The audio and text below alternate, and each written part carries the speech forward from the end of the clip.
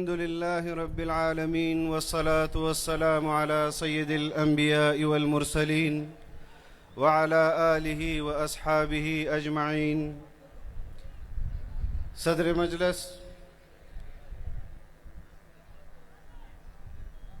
ناظم عمومی جمعیت علماء اسلام حضرت مولانا عبدالغفور حیدری صاحب دامت برکاتہم العالیہ،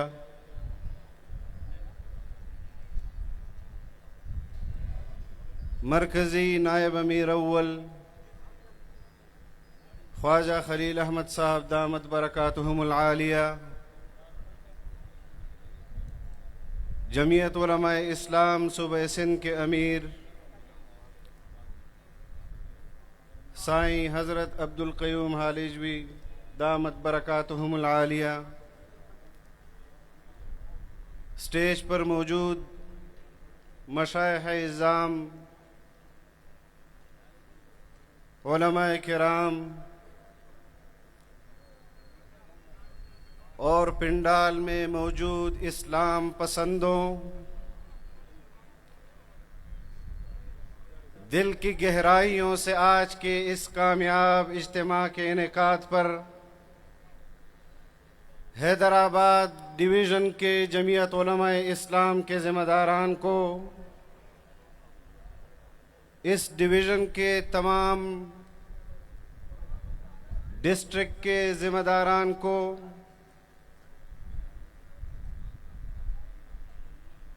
بہترین انتظامات پر انصار الاسلام کو دل کی گہرائیوں سے خراج تحسین پیش کرتا ہوں کہ آج حیدرآباد میں اس اجتماع کے انعقاد سے حیدرآباد کے غیور مسلمانوں نے مظلوم فلسطینیوں کو بھی پیغام بھیج رہے ہیں، اظہار یکجہتی کر رہے ہیں، غزہ کے مظلوم مسلمانوں کو بھی پیغام بھیج رہے ہیں، ظالم غاصب اسرائیلیوں کو بھی حیدرآباد اور سندھ اور پاکستان سے جمعیت علماء اسلام کے پرچم کے سائے تلے پیغام بھیج رہے ہیں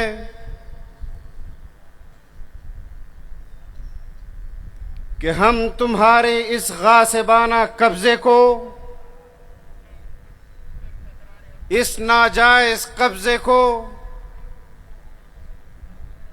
نہ تسلیم کرتے ہیں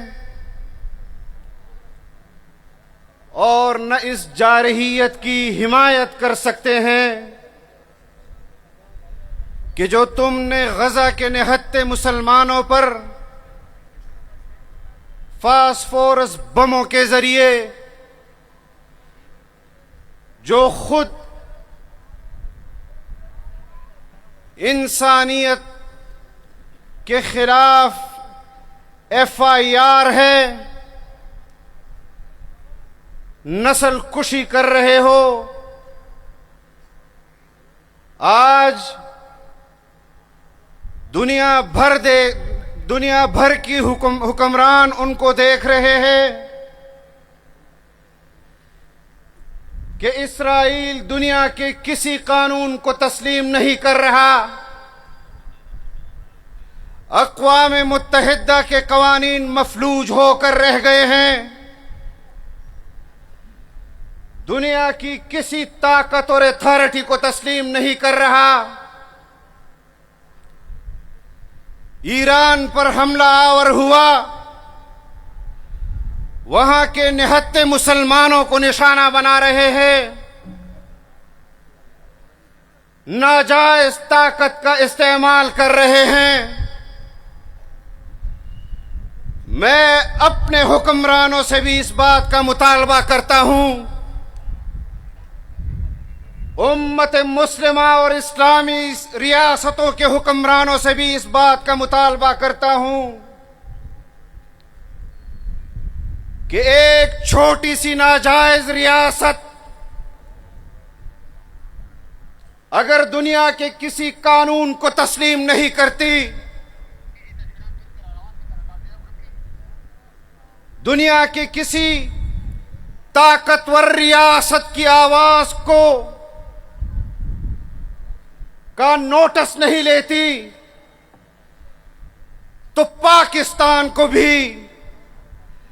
مظلوم فلسطینیوں کے حق میں اور ایران کے حق میں، جو پاکستان کا ایک برادر اسلامی ملک ہے، علی الاعلان اس کے حق میں باہر آنا ہوگا۔ اور جس طرح اسرائیل کے حق میں ان کے اتحادی ممالک اپنے سفارتی ذرائع استعمال کر رہا ہے، پاکستان کو بھی ایران کے حق میں اپنے سفارتی ذرائع کو استعمال کرنا چاہیے۔ اور اگر اسرائیل کے اتحادی اسرائیل کے حق میں اپنے ہتھیار استعمال کریں، تو پاکستان کو بطور ریاست کے غزہ اور فلسطین کے حق میں اپنے ہتھیار وہاں کے مظلوم مسلمانوں کے حق میں اسرائیلی جارحیت کے خلاف استعمال کرنے ہوں گے۔ کیا یہ اجتماع میرے اس مطالبے کی تائید کرتی ہے؟ انشاءاللہ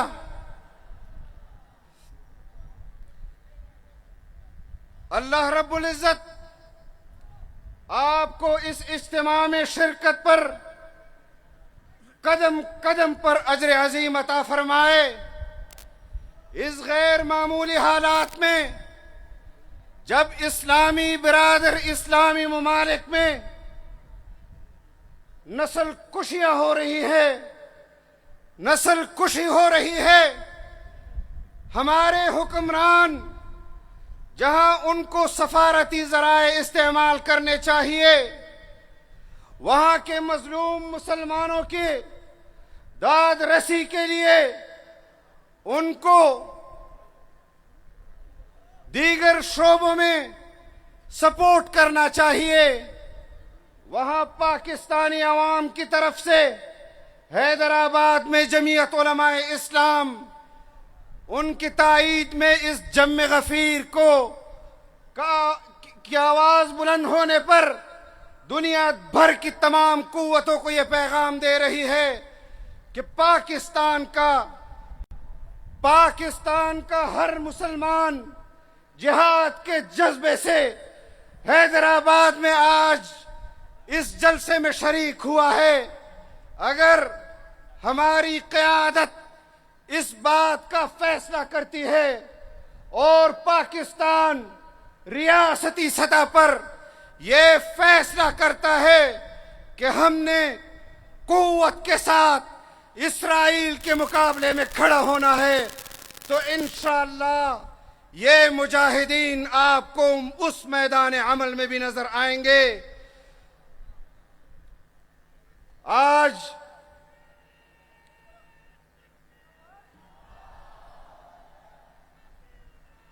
ہم دفاع پاکستان کے عنوان سے بھی اس اجتماع کا انعقاد کر رہے ہیں۔ اللہ کا شکر ہے کہ ہمارے پڑوس میں بھی ایک بددماغ وزیر اعظم نے جس جارحیت کا پاکستان کے خلاف جنگی ہتھیاروں سے قوت کا مظاہرہ کیا، اس کا جواب پاکستان کے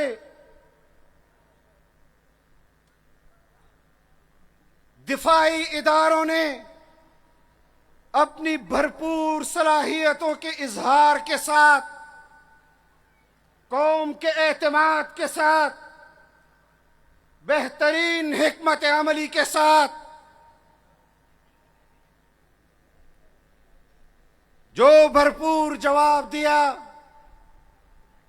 اس پر ہم اپنے تمام دفاعی اداروں کے ذمہ داران کو،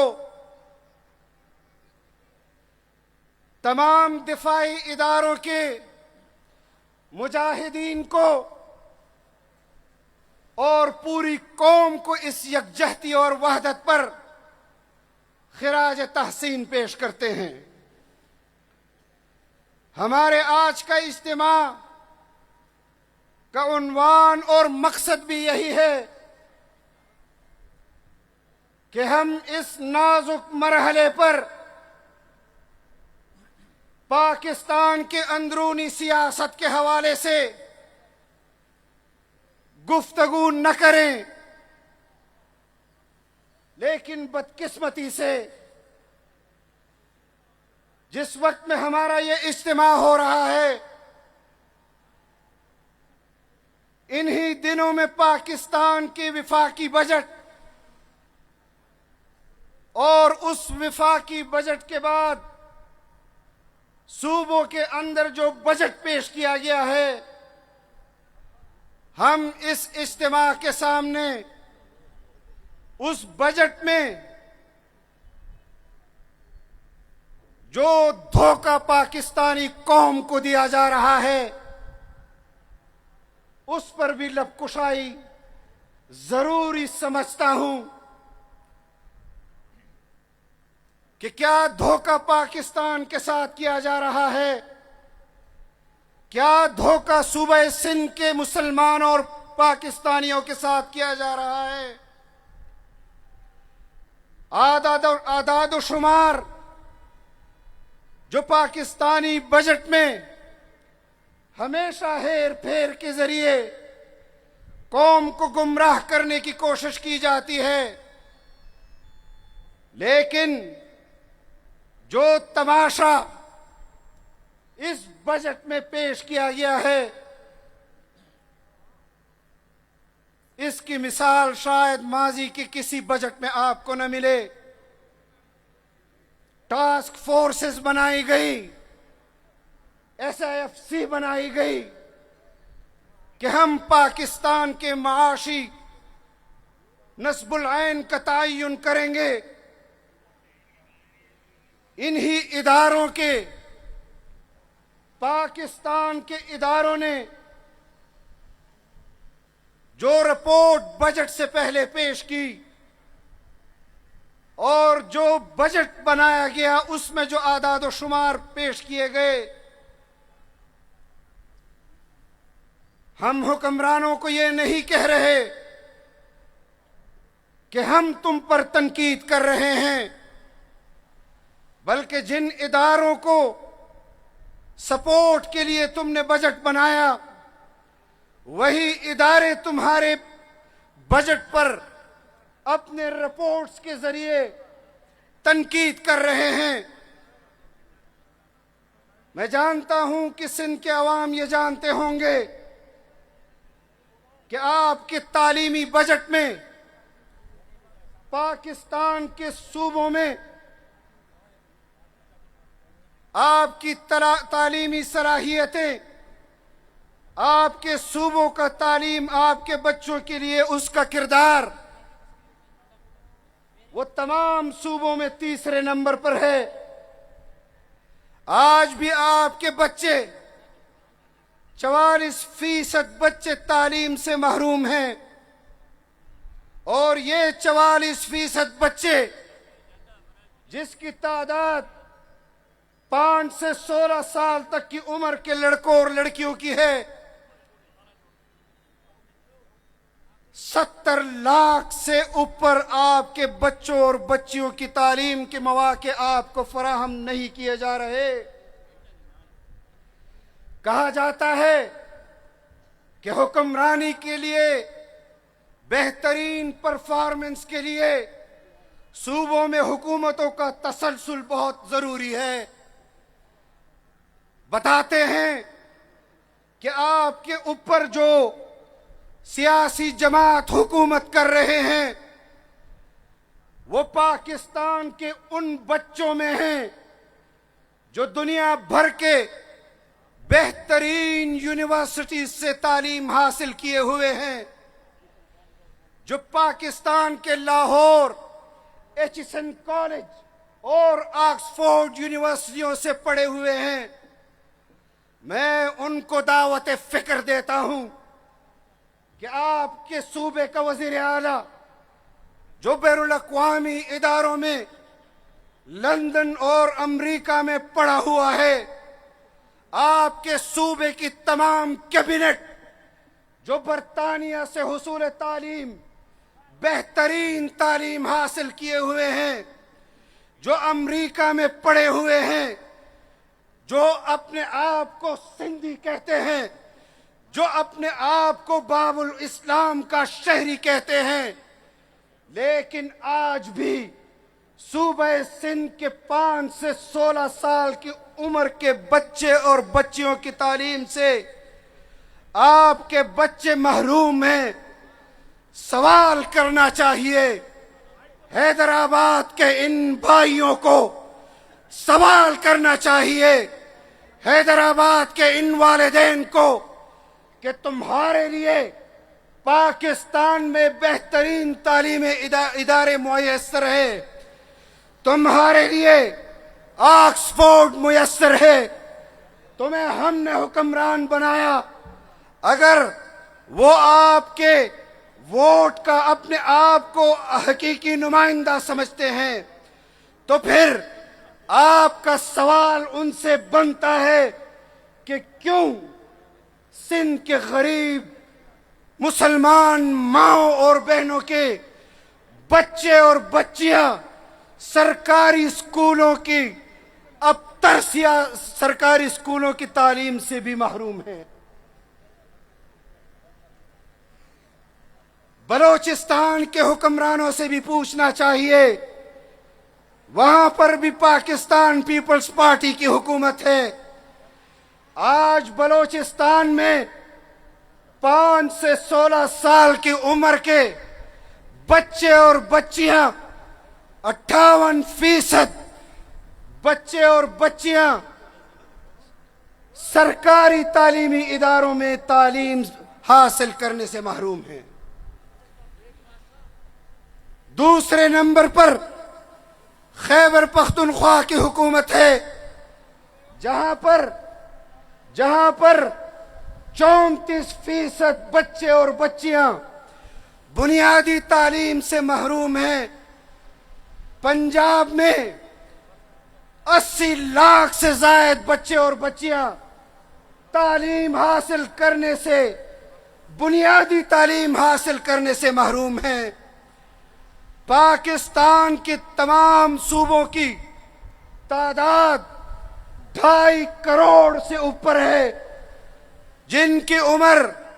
5 سے 16 سال تک ہے، وہ بنیادی تعلیم سے محروم ہیں، اور دنیا کا کوئی ادارہ ان سے پوچھنے والا نہیں کہ افغانستان کے اندر تو 3.5-4 کروڑ ان کی آبادی ہے، وہاں پر تو تم طالبان سے خواتین کی تعلیم کا بنیادی حق کہہ کر پوچھ رہے ہو، لیکن افغانستان جتنی تعداد پاکستان کے اندر، اس جتنی تعداد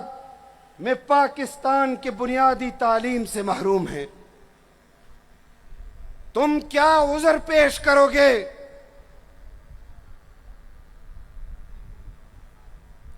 15 سال سے صوبہ سندھ پر حکمرانی کرتی ہوئی پیپلز پارٹی 73% پرائمری اسکول میں جو سندھ کے اندر ہیں، 73% پرائمری اسکولوں میں پانی اور بجلی کی سہولت نہیں ہے۔ صرف 27% اسکولوں میں پانی اور بجلی کی سہولت دستیاب ہے، اور اگر بچوں کے ساتھ بڑے بھی ملا لیے جائیں، بچوں کی تعداد 44%، اور اگر بڑے بھی ساتھ ملا لیے جائے تو اس کی تعداد 70 لاکھ اور 80 لاکھ کے قریب ہے۔ پھر کہتے ہیں کہ مدارس کا کیا کردار ہے؟ تم پیسے دے کر پڑھاتے ہو، اور مدارس تمام اسلامی ممالک میں پاکستان کا نام روشن کر رہے ہیں، اور تمام مدارس کی تعداد خواتین، بچوں اور لڑکوں کی ملا کر 60 لاکھ سے اوپر ہے، جو ان کو کتاب بھی مہیا کر رہی ہے، جو ان کو رہائش بھی مہیا کر رہی ہے، جو ان کی بنیادی صحت کے حوالے سے بھی کفالت کر رہی ہے۔ شرم آنی چاہیے، سرکاری وسائل کے ہوتے ہوئے تم اپنے بچوں کو تعلیم نہیں دینا چاہتے کہ کل وہ تم سے اپنے حقوق کے بارے میں نہ پوچھ لیں، اور اپنے آپ کو ایچسن کالج اور آکسفورڈ کالج کے پڑھے ہوئے بھی کہتے ہو۔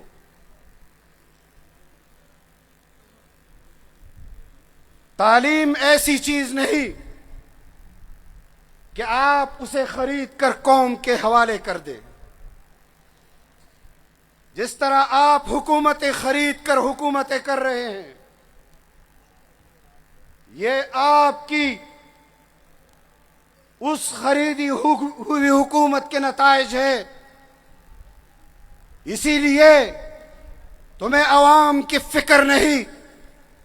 تمہیں اپنے اقتدار کو بچانے کی فکر ہے۔ آج جس صوبے سے میرا تعلق ہے، بارود کی آگ میں جل رہا ہے۔ آج قبائل بارود کی آگ میں جل رہے ہیں۔ آج بلوچستان میں بلوچ اور پشتون قبائل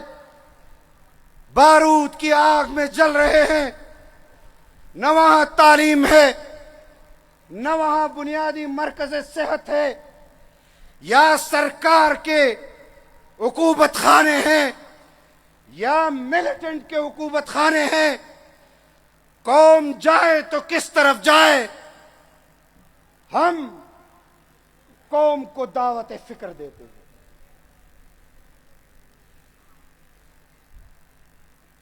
کہ پاکستان میں امن کے لیے مؤثر آواز اٹھانی ہے تو جمعیت کے پلیٹ فارم پر قائد جمعیت بطل حریت حضرت مولانا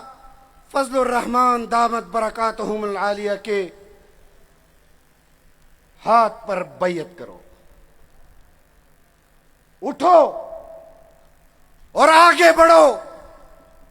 یہ قوم برائے فروخت نہیں ہے۔ یہ مقتدرہ کو بھی آپ نے اپنی آواز پہنچانی ہے۔ یہ ناجائز حکمرانوں کو بھی آپ نے اپنی آواز پہنچانی ہے کہ تم پولنگ ایجنٹوں میں بکسوں کے نتائج تبدیل کر سکتے ہو، تم انتخابی نتائج تبدیل کر سکتے ہو، لیکن جمعیت علماء اسلام کی قوت کو میدان عمل میں ختم نہیں کر سکتے۔ اور میں اس اجتماع کو گواہ بنا کر کہتا ہوں کہ اس تحریک میں ہمیں مالی نقصان بھی برداشت کرنا پڑا، قوم کے حقوق کے لیے برداشت کریں گے انشاءاللہ۔ ہمیں جانی نقصان بھی برداشت کرنا پڑا، قوم کے لیے برداشت کریں گے، کیونکہ ہمیں یہ آئین اور اس آئین کے اندر دیے گئے حقوق مفکر اسلام حضرت مولانا مفتی محمود رحمہ اللہ اور ان کے رفقا نے دیے ہیں۔ ہم نہ اپنے آئین پر سمجھوتا کریں گے، نہ اپنے حقوق پر سمجھوتا کریں گے۔ اور انشاءاللہ قوم کے حقوق کے لیے تمہیں پورے ملک میں اس قسم کے اجتماعات منعقد کر کے اور اس میں تیزی لا کر تمہیں بتائیں گے کہ تم قوم کے نمائندہ حکمران نہیں، تم کسی اور کے نمائندہ حکمران۔